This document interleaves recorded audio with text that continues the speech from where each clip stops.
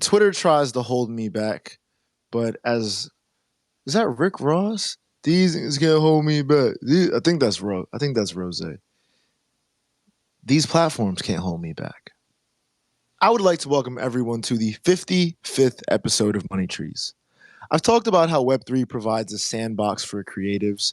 When you figure out what you want to do in this space, the possibilities are rather expansive. Today's guests have been utilizing many of the blockchain's tools to bring their sonic and artistic vision to life. We have Mike from the group here, and it is time to talk with Talk Time. Cheesy? Okay, maybe. I mean, it was the layup. I went for it, y'all. You gotta love it. How are you feeling? Excuse me. How are you feeling today, G? I love it, man. It's not lost on me that I do a lot of social audio and talk time is the name. But I swear we came up with it before we were on all these spaces. I sometimes like worry like, oh, people think we're like that's the name of a show or something. Yeah. And I recently I kind of like switched from the normal sort of press photo type like you know profile pic that I've had up there forever of us, and I just kind of wanted to rep like the Loser Club because I just was loving the collection, and I vibe with it. And um Javon is also a musician, got to meet him briefly in at NFTLA anyway. So I don't know, I feel like and since it's pretty much always me on these spaces. My partner Edson Choi is more of an offline dude. Yeah, talk time. Yeah, man. Let's jump right into it. You set me up for some cool pieces. Let's talk NFT LA. And you guys are based out of LA, correct? We are. What was it like having the Web3 community kind of converge on your city? And I will preface this with I would also like to follow this up or preface and follow up. Got my tenses all confused. I want us to also talk about the blockchain party that you put together in LA. So if you can go with what it was like having NFT LA there, and then also talk about how you guys put together the blockchain party. Yeah, I mean, for me it was awesome to have NFTLA happen because I haven't been able to make it out to anything like conference wise, and you know I yeah, we put on our own sort of IRL event back in September. Um, I think the first big, I don't know, like Bitcoin Miami had happened. And there was starting to pop up a few more. Obviously, this is like tail end of pandemic, so like things were slowly starting to happen like again. So I went to like a gallery activation in Venice that was like put on by some NFT folks, um, like Sabet and JR and Strawberry and Cas Vegas. And I was like inspired by that. I was like, shit, we should just like, we had this collection coming out around that time. Sorry, got a call. Oh We man, had I our thought we got rugged again. no, just good old call interrupting. I should put do not disturb on.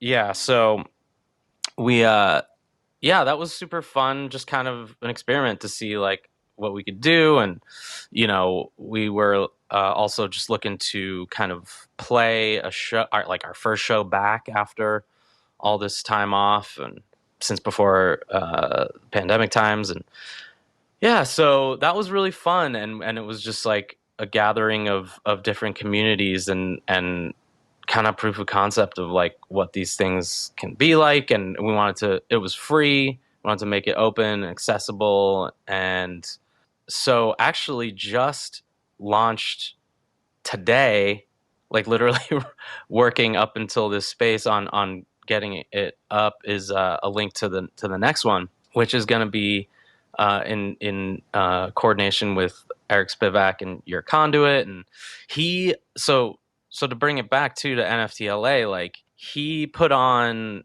like 4 days of incredible free programming, kind of kind of counter program to the expensive ass like conference.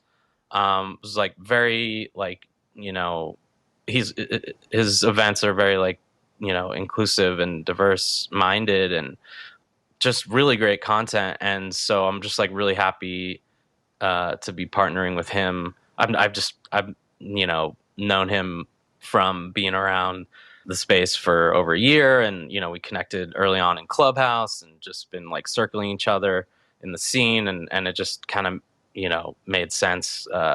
You know, on this one, and I'm super hyped. These IRL meetups are where it's at, and like the more that can happen, I think the better. And this one, you know, will have different, you know, community meetups for some of these PFP projects that we're fans of and have friends as a part of, and just, you know, different friends we've made along the way coming in to play music, DJ, all that fun stuff. Yo, shout out to your conduit and Eric. I think what they're building over there is very, very necessary. The reason I asked about NFTLA, I appreciate you also giving some of that alpha on the upcoming blockchain party, which is May 7th, correct? No, it's actually May 21st. Okay, May 21st. I had the Mm-hmm. wrong date there. No, it's all good. So I think it's really important that we figure out ways to take it from virtual to physical. And I used to say URL to IRL, and I've kind of been losing the whole IRL piece because for many people, Web3 is their real life. And to me, I think that I never want to talk down on somebody else's likes, right? But at the same time, it becomes very necessary to have these tangible virtual spaces we have be actualized in a way that you as a human can feel, touch, see people in your community, people that are around you, people that share the same interests as you, and come together to kind of share in these moments. The fact that it's free makes it all the more accessible because we know that a lot of this space is predicated on greed just from the numbers, and we don't have to touch too much onto that. So, ill place to start. I want us to hit the rewind button just a little bit. You talked about the origins of Talk Time when it came to this name. How did the group come about? Yeah, the group uh, came about from basically it. So the group now is myself and Edson Choi. Um, he, uh, you know, he's the primary like songwriter and lyricist. And we had kind of so I've been here in LA for a little over a decade, and we kind of circled each other in the scene a bit, and yeah, just like had played with our previous bands on each other's bills, and just like came to know each other a little bit on that, and then I filled in on guitar with his old band on a gig, um, and got to know him more. And then when those both of our bands dissolved, we so Edson basically sent a mistaken email to who he thought was his old drummer Mike, but was sent to me. And you know, like I had just broken up with my old band, A House for Lions, and he, you know, I was like, "Oh, what's up, dude? I think this is for a different Mike, but what's going on? Like, what are you doing with music?" And he had just split up with Warships, and yeah, like basically we became each other's like rebound relationship after that, and we launched the band in 2018, and just been yeah pushing ever since. This is like our third EP that's coming out next month. So um, What an yeah, ill story. thanks, man. It kind of makes me think about that trend that was happening where people were texting their number neighbors and just like slightly adjusting the last digit of your number and seeing if the person responded, but thinking how a mistaken email has led to a 4 year musical relationship. That's funny that the rebound works out. I listened to you guys' records and it feels deeply, deeply personal, especially when we look at Necessary Evil.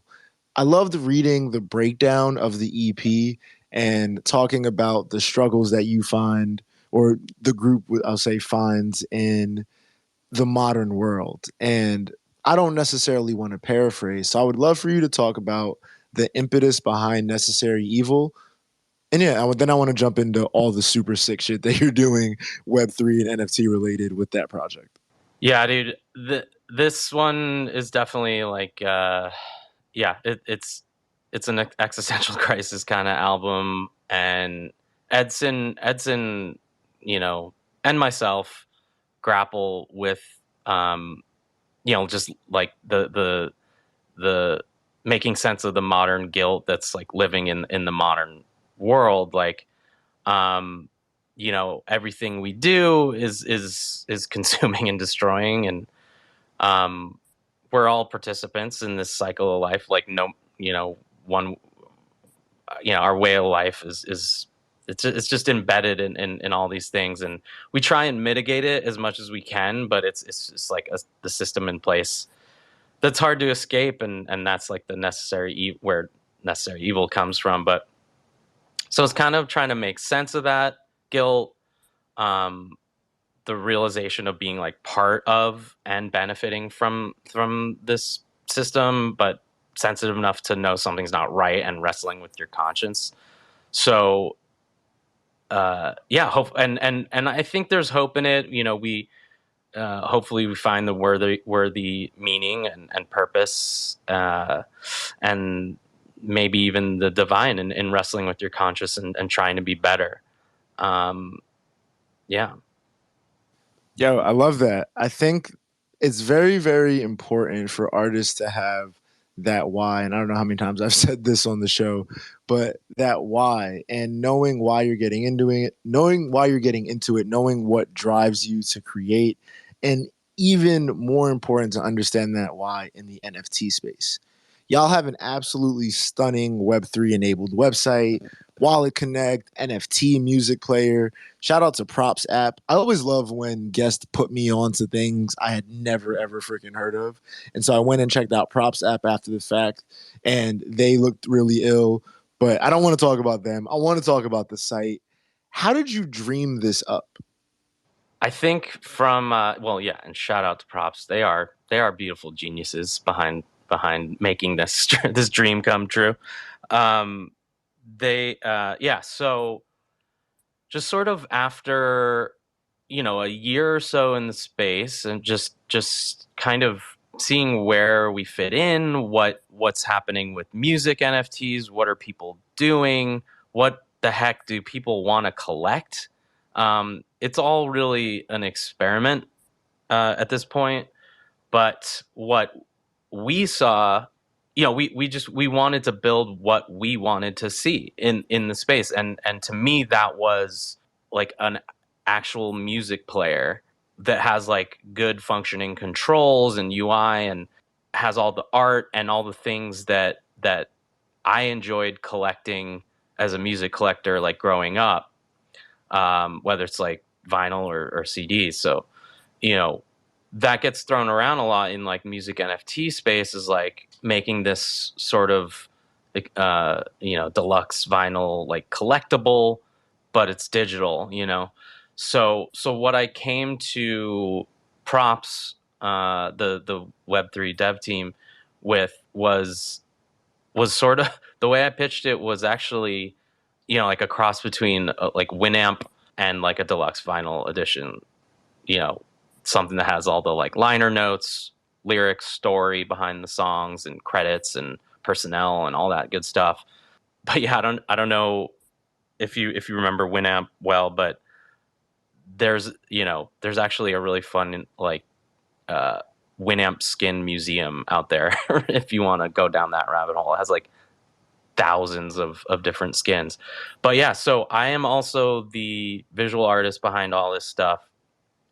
And so I did, all the different, so all the album art is sort of baked into this player, and has like different colorways for each song. Um, And yeah, it was just a few months of working on this player and coming up with like the mechanics for it all with them, and um, designing stuff and throwing ideas back and forth. It was super um, awesome experience, and like uh, yeah, I feel very grateful to have linked with folks to sort of do what I've wanted to do, and I feel like it's important. We tried to make it like pretty accessible in price, um, you know, and yeah, just not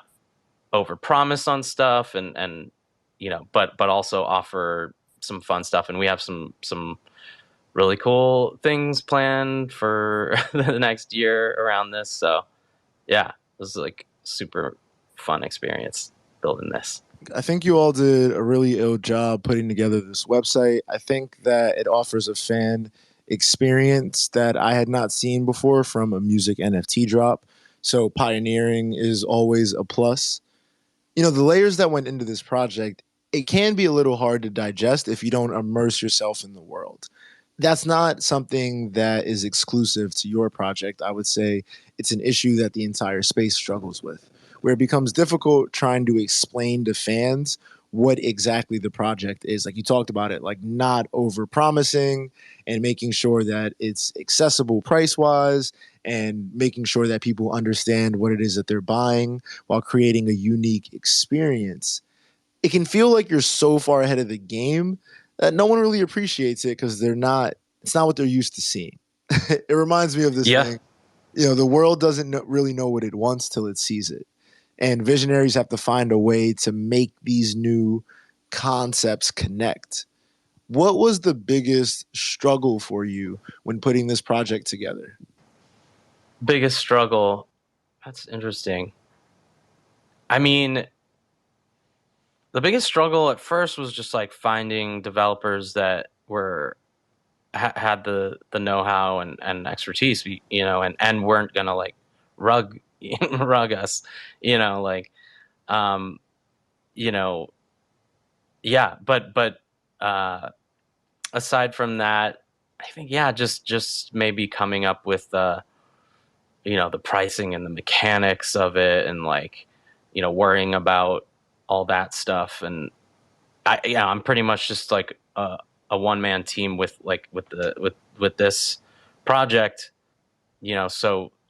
just the marketing aspect is really something that's difficult in this space, to, like you said, when it's a new idea. So there's like people throw around like first mover advantage.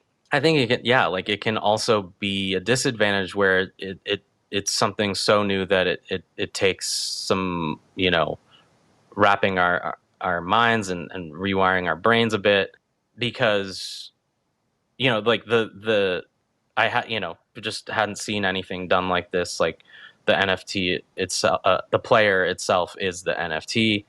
I think even in this space where people are pretty open minded, it's still an uphill battle. Like I think with music, because we're asking a lot to rewire our brains to value it when it's been free and ubiquitous and everywhere and blah blah blah. So that's some challenges we've faced for sure. I would argue that many people will either face those or have faced similar challenges like that. Excuse me. You have another adjacent project with the crypto music boxes. That is a really really ill concept. Before we jump into that, do you still remember the tune from the music box you used to play with at your grandmother's house? Yeah, I do. Can Yeah, you hum it you, for you know. us? Yeah. Okay. So it's more of like so it was like a bird that would pop up and like kind of tweet a song. So it was just like,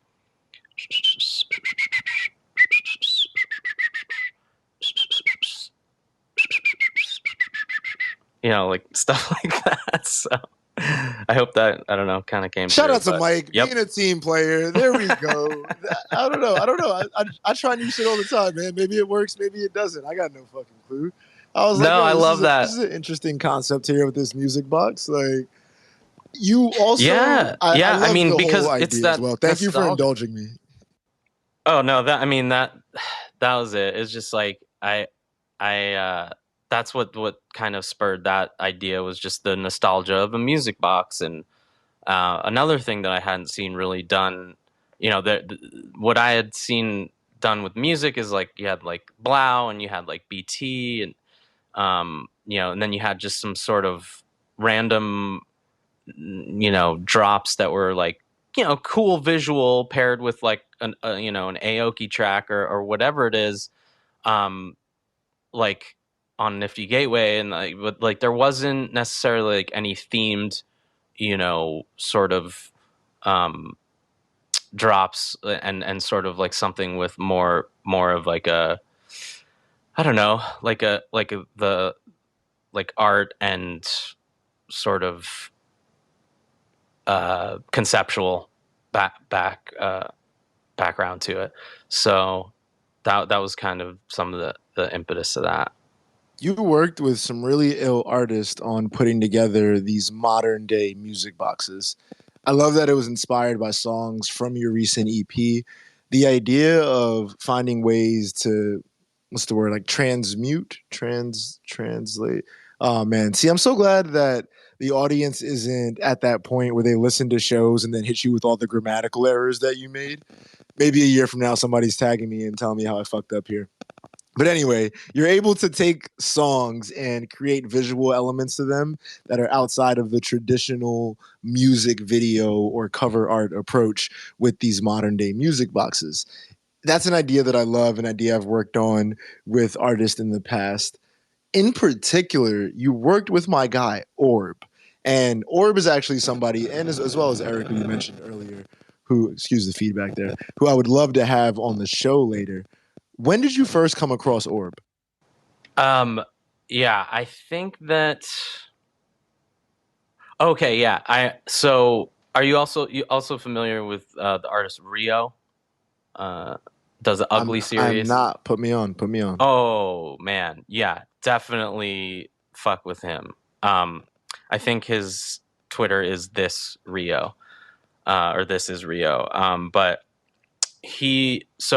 I found out about Orb through him because I had originally I'd been talking a little bit. I met him on Rio on Clubhouse, and um, he's phenomenal. He's one of my favorite artists as well. But it didn't work out to collab with him, but he was doing a collab with Orb. And then there was this show at that Orbseer was putting on at the U.S. Bank Tower in downtown LA, where he does these like stereoscopic projections on these like 70-foot screens with like you wear 3D glasses, and it's very immersive, and it's very visceral, and like spiritual. And I was moved by that, obviously, and he's, I think, a visionary artist. And yeah, like thankfully he was just down and was resonating with the music, and we had some conversations about art and life and blah blah blah. And yeah, he was down. And we've been in touch ever since. I caught up with him at NFTLA, and he's just amazing. I love that you're you brought him up. Was, yeah, just definitely everyone should keep an eye on what dude is up to. Orb is insane. True visionary, true fucking genius, and so down to earth and chill. Speaking on visuals, after watching Year of Self, I realized that Peloton could have hired you all to do their marketing. What was the impetus behind that idea? Yeah, you're talking about the music video for yourself. So that actually came from the director. That was his idea. It was just like he storyboarded out this idea that looked cool and doable on a decent budget. And really that's it. But the idea, I think, was just like um, kind of an underdog situation, like is like the narrative in that video. Um, yeah, this is like a few years ago. I'd have to like dig up, like I'm trying to remember sort of the No, story, no, more of the it's all story, but good. It's all yeah, good. It's all that's a good. fun one. So there's also a video with you and Edson performing in LA. I love the way it was set up. You get the kind of BTS before you go into the live performance. To me, it was tough during the pandemic watching artists perform because a lot of the home videos just looked like there wasn't a lot of effort that went into it. And I get it, you're going to put your tripod up and just do what you can. But there's little things, little elements that you can have that really take the performance up. I enjoyed watching that visual at home performance that you all had did. To you, what was the biggest adjustment going from, especially as a band, having to go from being able to perform at small cap venues to having to figure out how to capture your energy while at home? Yeah, that man, I agree. It was like really just could be pretty boring to watch some of those live streams. And so yeah, I mean, we just wanted to put a little extra effort into the visual. And yeah, I'm glad. That means a lot that it was like entertaining to you, because you're totally right. It's hard to make that shit entertaining. um but yeah, we just, it was just kind of, pandemic forced everyone's hand to try and get good at that stuff. So yeah, just did our best on that. I'm glad you're digging it. Yeah, for sure, for sure. You mentioned earlier just about Loser Club and Javon and the music space as a whole, seeing the way that, and I also talked about it, how Web3 is a creative sandbox. You have a Loser Club NFT. What are some of the favorite NFTs that you've personally collected? Yeah, man. I think so far, so I haven't stacked enough to No, necessarily that's get also fine. some. That's Oh also, yeah, I was going no, to no, say no, that no. too. Like, if you haven't collected, then that's not a I bad I thing either. definitely have some favorites, but like, man, if we should be lucky enough to stack more, like I want to get some actual like orb pieces, and some of these artists that were featured in the our crypto music box series, like Peen Poon and New Colossal. I'm like just such like fans of their work, and Crumpton, um, but so but I love my warp sound. I'm really impressed with like that project. I own one of those.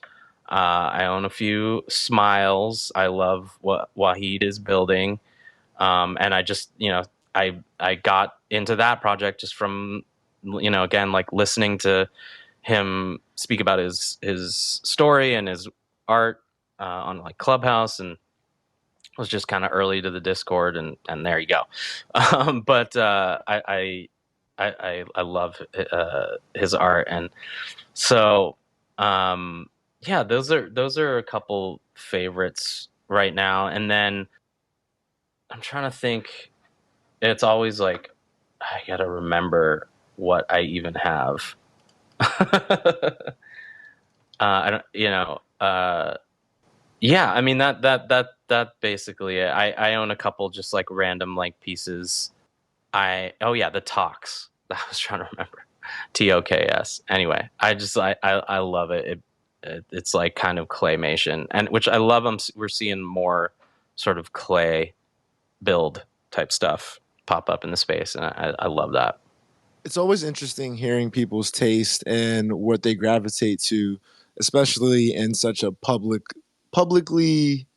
Jesus, why am I saying? Oh my gosh, I can't. I actually can wait for the people to start doing the grammar error checks. Gee, geez, Louise, man. Mike, thank you for your patience during this one. What I am trying to say, Dude, all good. what I'm trying to say, it's always interesting to see people's public or taste in a public forum such as the blockchain. There we go. Public forum is what I was looking for. Because when you collect, there's a record of it. And I myself am a bit of a private collector because I don't want people pocket watching, but that's a conversation for another day. I asked about the NFTs first because I wanted to see where your taste was at from the non fungible side. However, as a musician, I am even more interested to know about who are some of your dream collabs, whether it's musically or visually in the NFT space. That's a dope question, man. Um, well, like I was mentioning earlier, Rio would be a dream collab, like artist wise. Um, Imane, she does amazing animations. It's spelled Emonee, I believe. Adam Tastic, just a great artist. That's his handle. Um, that's a few that come to mind as far as that goes. And then like music wise, that's a tough one. I mean, like I I, I love me some Tame Impala. If Kevin Parker wants to do a remix, that would be cool. I love like Phoenix, Washed Out, you know, um, Future Islands. Um, like and in collab terms, like also just like going out on the road. That's kind of like a dream. Kind of those that sphere would be dope. I hope that. Hell yeah. Yeah. No, And definitely. Oh, what's up? What's up? oh no, I just thought of another one like Nick Hakim. I don't know.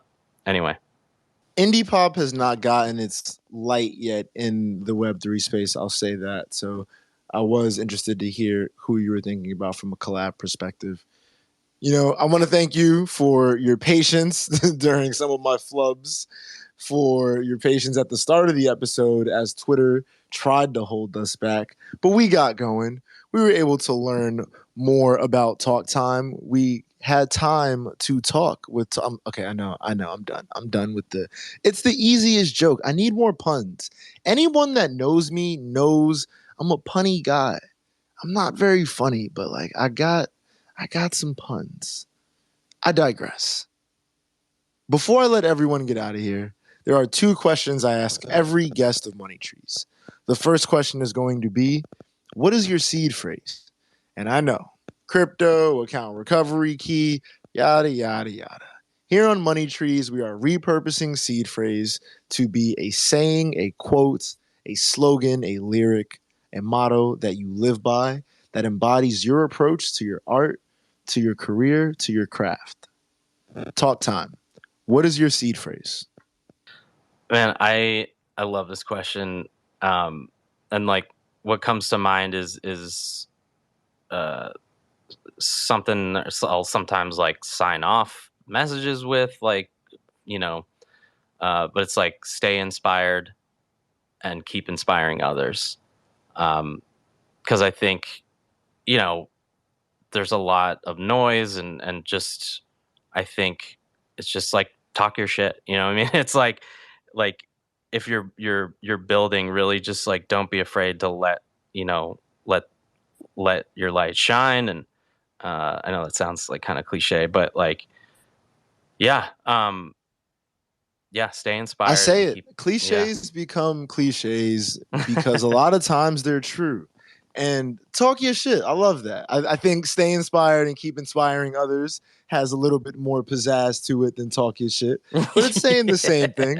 So I'm here for that. I love it. Even for me, like during this episode where I talk about how I can only ever compete against myself. And if I listen to episode 55 as opposed to episode 1, there has to have been growth. But it also wouldn't be me if it was all perfect and buttoned up. I'll never forget on the lost 13th episode, because the episode I have is 13.5, I talked about how, like, when everything is perfect, it just doesn't feel right. It doesn't feel like a natural conversation. The point of Money Trees is to have these conversations that I have normally just recorded. And it would be like if we were chopping it up, talking about your career, about your life, about Web3, and letting that go.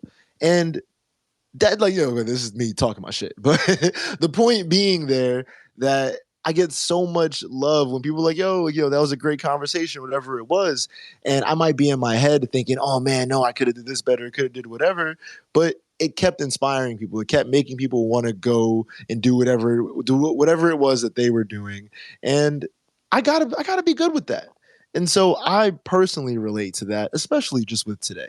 I feel inspired. I feel any type of way that I was flubbing. I cannot wait for the Twitter people to go and hit me with the grammar errors a year from now saying they listened back to it, because that just means the show episode had an impact.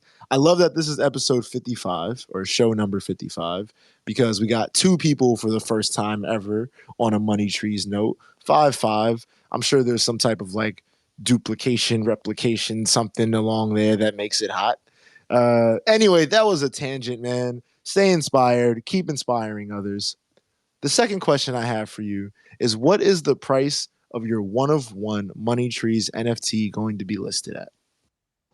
My what? My what now?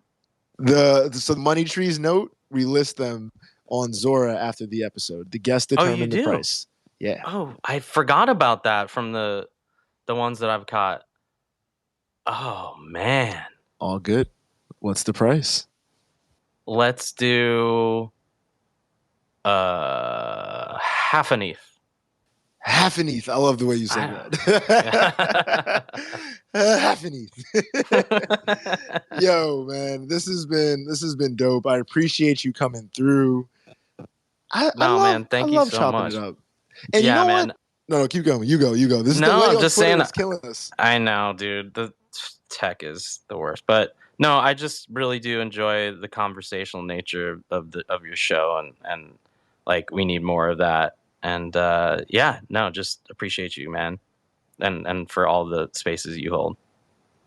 Thank you. Thank you. Thank you. Can you leave the people with a release date for the next EP? Hell yeah. May 4th.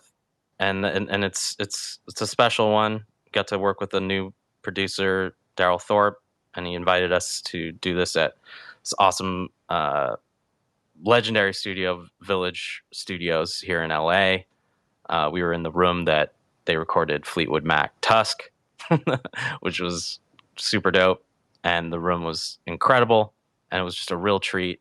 And yeah, holders of our NFT get early listening, which is, you know, for a little while longer. But we'll be doing that type of thing with like utility and all that stuff. So yeah, look out for that.